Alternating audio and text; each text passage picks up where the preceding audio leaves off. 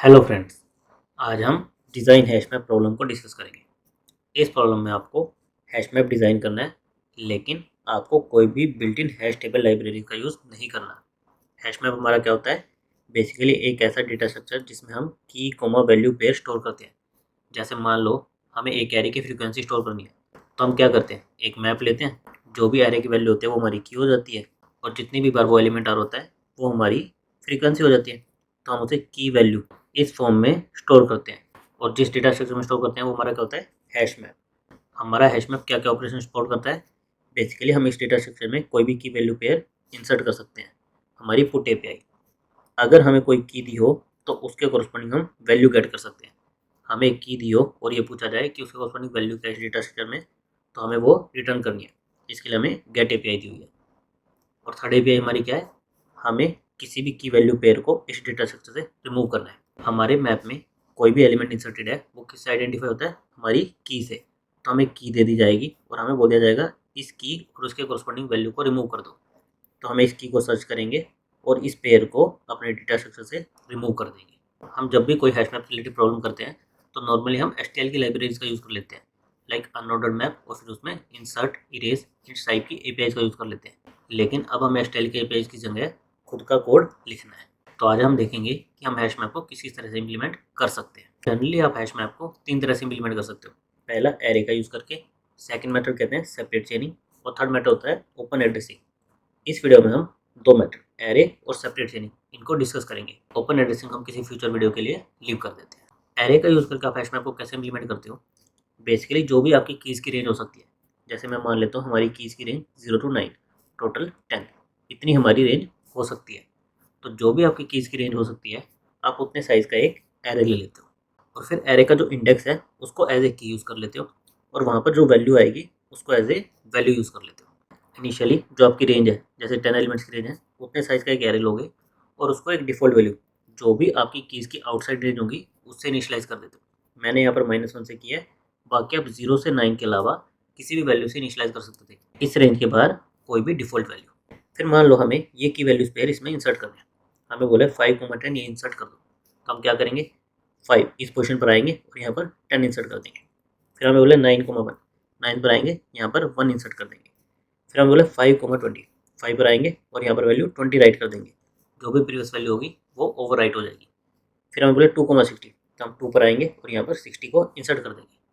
फिर हमसे पूछा जाए कि हमें 5 पर बताओ क्या वैल्यू पड़ी है, हम इस इंडेक्स पर आएंगे, जो भी वैल्यू पड़ी होगी वो रिटर्न कर देंगे। सिमिलरली अगर हमें बोला जाए कि किसी वैल्यू को रिमूव कर दो, जैसे बोला जाए कि 2, 60 इसको अपने डेटा सेट से रिमूव कर दो, तो हम क्या करेंगे, सेकंड इंडेक्स पर आएंगे और यहाँ पर जो हमारी डिफ़ॉल्ट वैल्यू थी -1 थी, वो ओवरराइट कर देंगे। इसका मतलब क्या हुआ कि हमने इसे रिमूव कर दिया अपने डेटा स्ट्रक्चर से। तो सिंपली हम इस तरह से एरे का यूज़ करके अपने मैप को इम्प्लीमेंट कर सकते हैं। इसके एडवांटेज क्या है कि हमारा हर एक ऑपरेशन कांस्टेंट है। हमें केवल इंडेक्स को एक्सेस करना है और वहाँ पर वैल्यू राइट करनी है या फिर रिटर्न करनी है, तो हमारे सारे ऑपरेशन कांस्टेंट है। लेकिन इसका डिसएडवांटेज क्या है? जो भी हमारी कीज़ की रेंज हो सकती है, हमें उतने साइज़ का एरे चाहिए, और ये एरे का साइज़ हमारे लिए लिमिटेशन है, क्योंकि मोस्टली सिस्टम में हम 10⁶ या फिर 10⁶ इतने साइज़ का ही एरे ले सकते हैं। अगर हमारी कीज़ की रेंज मान लो 10⁹ है, तो ये तो हम ले ही नहीं पाएंगे। सेकंड, अगर मान लो हमारी रेंज 10⁹ है, लेकिन हमें केवल 100 इतनी ही कीज़ स्टोर करनी है, तो हमारा अननेसेसरी स्पेस वेस्ट होगा। हमें केवल 100 की स्टोर करनी है, लेकिन हमें इतना बड़े साइज़ का एरे लेना पड़ेगा, जहाँ तक हमारी रेंज जा सकती है। तो इसको सॉल्व करने के लिए हम क्या करते हैं, सेपरेट चेनिंग का यूज़ करते हैं। लेकिन उसको डिस्कस करने से पहले हम एरे अप्रोच का एक बार कोड देख लेते हैं। हमें कॉन्स्टेंट्स में दिया था कि हमारी जो कीज़ की रेंज है वो अप टू 10⁶ तक हो सकती है, तो हमने उस साइज़ का एरे ले लिया। स्टार्टिंग में उसको लूप लगाकर एक डिफ़ॉल्ट वैल्यू से इनिशियलाइज़ कर दिया। फिर हमारी 3 एपीआईज़ को हमने कोड किया। हमारी इंसर्ट एपीआई में हम क्या करेंगे, हम की उस इंडेक्स पर आएंगे और वहाँ पर वैल्यू को राइट कर देंगे। गेट वाले में हम क्या करेंगे, सिंपली उस इंडेक्स पर आएंगे और जो वैल्यू वहाँ पर पड़ी होगी उसे रिटर्न कर देंगे। रिमूव वाले में हम क्या करेंगे, हम की वाले इंडेक्स पर आएंगे और वहाँ पर -1 जो भी हमारी यहाँ पर डिफ़ॉल्ट वैल्यू होगी उससे ओवरराइट कर देंगे। तो हमारे सारे ऑपरेशन O1 है। ये इम्प्लीमेंट करना भी काफ़ी ईजी है, लेकिन लिमिटेशन क्या है, हमारा ये एरे का साइज़। इसको सॉल्व करने के लिए हम क्या यूज़ करेंगे, सेपरेट चेनिंग का, ताकि अगर हमारी कीज़ की रेंज ज़्यादा भी हो तो भी हम उसको ईजिली स्टोर कर सकें। सेपरेट चेनिंग में आप क्या करते हो, अगेन आप एक फिक्स साइज़ का एरे लेते हो, लेकिन इस बार आपका एरे का साइज़ आपकी रेंज पर डिपेंड नहीं करता। जनरली ये किस पर डिपेंड करता है, आपको कितने एलिमेंट इंसर्ट करने हैं। जैसे मान लो आपको 100 एलिमेंट इंसर्ट करने हैं, तो अराउंड राउंड आप उसके आसपास का साइज़ लेते हो। यहाँ पर हमने 10 साइज़ का एरे ले लिया।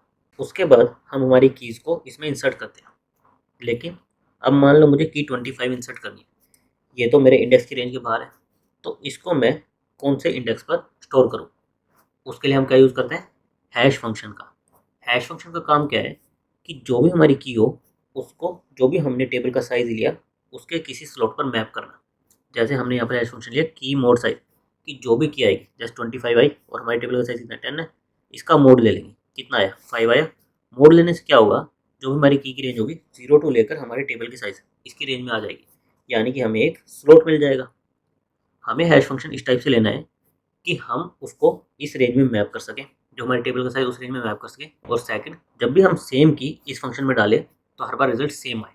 ऐसा ना हो कि एक बार रिजल्ट 1 आ रहा है, एक बार 2 आ रहा है, एक बार 7 आ रहा है, तो हर बार अलग अलग रिजल्ट नहीं आने चाहिए। अगर हम सेम की दे रहे हैं तो हमारे हैश फंक्शन ने हर बार सेम रिजल्ट रिटर्न करना है। इस टाइप से हमारा हैश फंक्शन होना चाहिए। हैश फंक्शन आपके काफ़ी कॉम्प्लेक्स भी हो सकते हैं और सिंपल भी हो सकते हैं। हमने यहाँ पर एक सबसे सिंपल हैश फंक्शन की मोड टेबल साइज, इस टाइप का हैश फंक्शन लिया है, जो कि इस प्रॉब्लम के लिए सफिशिएंट है। फिर हम आए 5, 10, हमने इसको इंसर्ट करने की कोशिश की। सबसे पहले हम 5 मोड 10, 5 आएगा, फिफ्थ इंडेक्स पर आएंगे और यहाँ पर हम 5, 10 की कोमा वैल्यू पेयर को स्टोर कर देंगे। फिर हमें इंसर्ट करना है 10, 20, 10 मोड 10, 0 आएगा, 0 पर 10, 20 हम स्टोर कर देंगे। फिर आएंगे 15, 13, 15 मोड 10, 5 आएगा, 5 पर देखेंगे ऑलरेडी हमारा ये इंसर्ट है। तो अब हम इसको कैसे हैंडल करें, क्या हम इसे ओवरराइट कर दें? ओवरराइट कर देंगे तो 5 की इन्फॉर्मेशन लॉस हो जाएगी। तो हम क्या करते हैं, यहाँ पर एक लिंक लिस्ट बना देते हैं। हम किसी भी इन्फॉर्मेशन को डिलीट नहीं करते, और इसके लिए हम क्या करते हैं, हम यहाँ पर एक लिस्ट बना देते हैं। हम एक वेक्टर लेते हैं और उसका हर एक एलिमेंट क्या होता है, एक लिंक लिस्ट होता है। किस टाइप का, पेयर, की वैल्यू पेयर टाइप का लिस्ट होता है। तो हमने यहाँ पर 15, 30 इसको इंसर्ट कर दिया। फिर हम आए 25, 40, 25 मोड 10 कितना है 5 आया। अगेन यहाँ पर आएंगे, यहाँ देखेंगे एंड में जाएंगे और 25, 40 इसको इंसर्ट कर देंगे। फिर हमें है कि 25 की वैल्यू को अपडेट कर दो 50 से। हम क्या करेंगे, सबसे पहले मोड लेंगे, 5th इंडेक्स पर आएंगे, सर्च करने की कोशिश करेंगे क्या 25 हमारी टेबल में प्रेजेंट है। हम देखेंगे यहाँ पर प्रेजेंट है, तो हम इसकी वैल्यू को अपडेट करके 50 कर देंगे। अगर ये प्रेजेंट ना होता तो हम क्या करते, इसके एंड में इंसर्ट कर देते। सेम लिंक लिस्ट वाला काम। लिंक लिस्ट में अगर हमें किसी की वैल्यू को अपडेट करना है तो हम क्या करेंगे, अगर वो प्रेजेंट है तो उसकी वैल्यू को अपडेट कर देंगे, नहीं प्रेजेंट है तो उसे लास्ट में इंसर्ट कर देंगे। हमने एक एरे लिया, हर एक एलिमेंट उसका लिस्ट बना दिया। इससे हमारा क्या हुआ, एक तो हमारे कोलिजन हैंडल हो गए। सेकंड, अब हमें एरे का साइज जो हमारी रेंज है उसके इक्वल नहीं लेना पड़ा। हम एरे का साइज कुछ भी ले सकते हैं और कितने भी एलिमेंट इसमें स्टोर कर सकते हैं। नाउ मान लो हमसे पूछा जाता है कि 15 की वैल्यू क्या है, हमें की 15 दे दी, इसकी वैल्यू क्या स्टोर्ड है। अगेन हम इस हैश फंक्शन का यूज़ करेंगे, 15 इंडेक्स पर आएंगे, लिस्ट को स्कैन करेंगे, जहाँ पर हमारी की मैच हो जाएगी वो वैल्यू हम रिटर्न कर देंगे। अभी मान लो हमसे पूछा जाए 20, इस की वैल्यू क्या है। हम अगेन 20 मोड 10, 0th इंडेक्स पर आएंगे, यहाँ से सर्च करना शुरू करेंगे। हमारा 20 ये मैच नहीं हो, हम आगे जाएंगे, हमारी लिस्ट खत्म हो गई, लेकिन हमें 20 मिला नहीं। इसका मतलब क्या है कि हमारी ये की हैश टेबल में प्रेजेंट नहीं है और हम -1 रिटर्न कर देंगे। सिमिलरली अगर हमें कुछ रिमूव करने को आ जाए, मान लेते हैं हमें ये 15, 30 यही रिमूव करना है, तो हम क्या करेंगे, अगेन मोड लेकर 5th इंडेक्स पर आएंगे, फिर हम इसको स्कैन करना शुरू करेंगे। जहाँ पर हमारी की मैच कर गई, यहाँ पर मैच करेगी तो इस पेयर को रिमूव कर देंगे। नाउ ये लिंक लिस्ट के ऑपरेशंस, ट्रैवर्सल, इंसर्शन, रिमूवल, इसके लिए हम चाहें तो खुद का कोड लिख सकते हैं या फिर हम एचटीएल की लिस्ट लाइब्रेरी का यूज़ कर सकते हैं। हमारी इस प्रॉब्लम के लिए लिमिटेशन क्या थी कि हमें हैश मैप रिलेटेड किसी लाइब्रेरी का यूज़ नहीं करना, हम बाकी लाइब्रेरी का यूज़ कर सकते हैं। तो अगर हम चाहें तो लिंक लिस्ट के ऑपरेशन के लिए खुद का कोड लिख सकते हैं या फिर लिस्ट लाइब्रेरी का यूज़ भी कर सकते हैं। नाउ अभी हम सेपरेट चेनिंग का यूज़ करके हमारे सारे एलिमेंट को इंसर्ट भी कर सकते हैं, किसी एलिमेंट की वैल्यू चाहिए तो वो भी गेट कर सकते हैं, और अगर हमें किसी को रिमूव करना हो तो रिमूव भी कर सकते हैं। हमारी इसकी टाइम वेलोसिटी क्या रहेगी, अभी जो मैंने एग्जांपल लिया वहाँ पर हमारे काफ़ी सारे एलिमेंट सेम इंडेक्स पर मैप हो रहे थे। इसको हम कहते हैं कोलिजन, कि दो कीज़ की वैल्यू जैसे 15 और 25 सेम इंडेक्स पर अगर मैप हो रही हो तो उसको हम कहते हैं कोलिजन। तो इस केस में हमारे कोलिजन ज़्यादा थे, तो हमें लीनियर लिस्ट को काफ़ी ट्रैवर्स करना पड़ रहा था।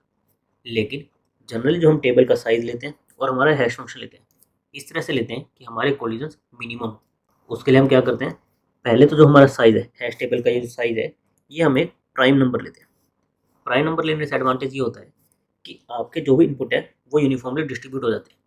जैसे अभी हमने 10 नॉन प्राइम नंबर लिया, इससे क्या हो रहा था 5 के सारे मल्टीपल्स 5, 15, 25 इस टाइप की सारी वैल्यूज 5th इंडेक्स पर जाकर मैप हो रही थी। सिमिलरली 10, 20, 100 ये सारी वैल्यूज भी एक इंडेक्स पर जाकर मैप होती, इससे आपके कोलिजन के चांसेस बढ़ते।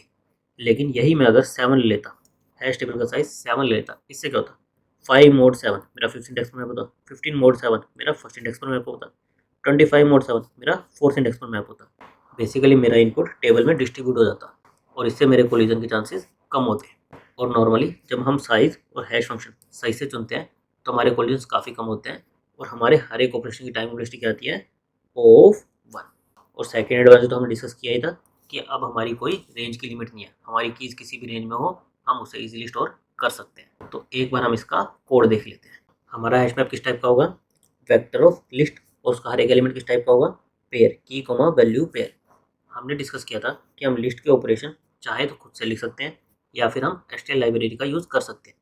तो मैंने यहाँ पर एचटीएल लाइब्रेरी का यूज़ किया क्योंकि लिस्ट के ऑपरेशन इम्प्लीमेंट करना अपने आप में एक प्रॉब्लम हो गई, डिज़ाइन लिस्ट इस टाइप की एक प्रॉब्लम हो गई, तो इसलिए मैंने यहाँ पर एचटीएल लाइब्रेरी के फंक्शंस का यूज़ किया है। इसके अलावा मैंने इसका रो कोड बिना एचटीएल लाइब्रेरी का यूज़ किए लिंक लिस्ट को हम कैसे इम्प्लीमेंट कर सकते हैं उसका कोड भी मैंने डिस्क्रिप्शन में डाल दिया है, आप वहाँ से उसे रेफर कर सकते हैं। इस कोड एक्सप्लेनेशन के लिए मैं एचटीएल के लिस्ट फंक्शन का यूज़ करूँगा। तो मैंने एक वेक्टर लिया, मेरा वेक्टर किस टाइप का होगा, हर एक एलिमेंट एक लिस्ट होगा और लिस्ट का हर एक एलिमेंट क्या होगा, एक पेयर होगा, की कोमा वैल्यू पेयर होगा, इसलिए vector of list of pair int comma int की वैल्यू पेयर। फिर हमें एक हैश टेबल का साइज चाहिए था और हमने डिस्कस किया था कि हमें एक प्राइम नंबर लेना चाहिए और हमारे 10⁴ इतने एलिमेंट इंसर्ट होंगे। तो उसके लिए हमने क्या किया, 10⁴ इसके आसपास का एक प्राइम नंबर ले लिया 10,007। फिर हमने इनिशियलाइजेशन फंक्शन में क्या किया, जो भी हमारे वेक्टर का साइज था उसको रिसाइज कर दिया हमारे इस साइज से। उसके बाद हम इंसर्ट, गेट और रिमूव इस तीनों एपीआई को डिस्कस करेंगे। इंसर्ट एपीआई में हमें क्या दी होगी, की और वैल्यू, कि इस की के कॉरस्पॉन्डिंग वैल्यू को इंसर्ट कर दो, अगर की ऑलरेडी प्रेजेंट है तो उसकी वैल्यू को अपडेट कर दो, अदरवाइज न्यू की वैल्यू का पेयर इंसर्ट कर दो। सबसे पहले हम क्या करेंगे, जो भी हमारा हैश मैप होगा उसके इंडेक्स पर जाएंगे कि हमारी की कौन से इंडेक्स पर मैप हो रही है। उसके लिए हम की मोड साइज इस हैश फंक्शन का यूज़ करेंगे। वहाँ पर हमारी क्या होगी, एक लिस्ट होगी, उस इंडेक्स पर हमारी लिस्ट होगी, तो उसे हमने एक लिस्ट वेरिएबल में स्टोर करा लिया ताकि हम उस लिस्ट पर ट्रैवर्स कर सकें। ट्रैवर्स के लिए हमने फॉर लूप लगाया, हम इस लिस्ट को ट्रैवर्स करेंगे। अगर हमारी की कहीं पर मैच हो गई, हमारा की वैल्यू पेयर इस टाइप से स्टोर है, फर्स्ट में हमारी की स्टोर है, सेकंड में हमारी वैल्यू स्टोर है। अगर हमारी कहीं पर की मैच हो गई तो हम उसकी वैल्यू को अपडेट कर देंगे और यहीं से रिटर्न मार जाएंगे। अगर इस पूरे फॉर लूप में हमें नहीं मिली, यानी कि इस लिस्ट में प्रेजेंट नहीं है, तो हमें क्या करना था, लिस्ट के एंड में उसे इंसर्ट करना था। तो हम list dot push back list के एंड में की वैल्यू पेयर को इंसर्ट कर देंगे। नेक्स्ट हम गेट फंक्शन देख लेते हैं कि हमें कोई की दी हो उसके कॉरस्पॉन्डिंग वैल्यू को कैसे रिटर्न कर सकते हैं। हमें की दी है, अगेन हम क्या करेंगे, मोड लेकर उसका इंडेक्स लेंगे और वहाँ पर लिस्ट होगी उसको एक वेरिएबल में लेंगे, फिर उस लिस्ट को ट्रैवर्स करना शुरू करेंगे फॉर लूप की हेल्प से। अगर हमारी की मैच हो रही है तो उसकी वैल्यू को रिटर्न कर देंगे, पूरे फॉर लूप में नहीं मिली यानी कि वो प्रेजेंट नहीं है तो हम -1 रिटर्न कर देंगे। ये हमारा गेट फंक्शन हो गया। नेक्स्ट हम रिमूव फंक्शन देख लेते हैं। रिमूव फंक्शन में भी हमें की दी होगी, हम सेम काम करेंगे, मोड लेकर इंडेक्स पर आएंगे, वहाँ पर लिस्ट होगी उसको एक वेरिएबल में लेंगे, उस पर ट्रैवर्स करना शुरू करेंगे। अगर हमारी की मिल गई तो हम उस ऑब्जेक्ट को रिमूव कर देंगे। अगर हमारी की मैच हो गई, मान लो ये वाली की हमारी मैच हो गई, तो हमें ये की वैल्यू पेयर इसको रिमूव करना है, तो हम लिस्ट एपीआई का यूज़ करके लिस्ट डॉट रिमूव IT इसका यूज़ करके इस ऑब्जेक्ट को रिमूव कर देंगे। अब हमारी लिस्ट क्या रह जाएगी, डायरेक्ट इसका पॉइंटर हमारा नेक्स्ट इसको पॉइंट करेगा और हम यहाँ से रिटर्न मार जाएंगे। अगर हमारी की प्रेजेंट ही नहीं है तो इस फॉर लूप में कहीं पर भी ये कंडीशन हिट नहीं होगी तो हम उसे इग्नोर कर देंगे। अगर हमारी की प्रेजेंट नहीं है तो हमें कुछ नहीं करना, की प्रेजेंट है तो उस ऑब्जेक्ट को रिमूव कर देना है। तो इस तरह से हमारे इंसर्ट, रिमूव और गेट तीनों फंक्शन काम करेंगे। हमारी गिवन प्रॉब्लम के लिए हम एरे अप्रोच भी यूज़ कर सकते हैं, सेपरेट चेनिंग ये अप्रोच भी यूज़ कर सकते हैं, क्योंकि हमारा जो इनपुट था वो 10⁻6 इस रेंज में था। लेकिन अगर हमारे इनपुट की रेंज ज़्यादा होती 10⁻9 या ज़्यादा होती तो उस केस में हमें सेपरेट चेनिंग का यूज़ करना पड़ता, हम एरे का यूज़ नहीं कर सकते थे। Thank you guys.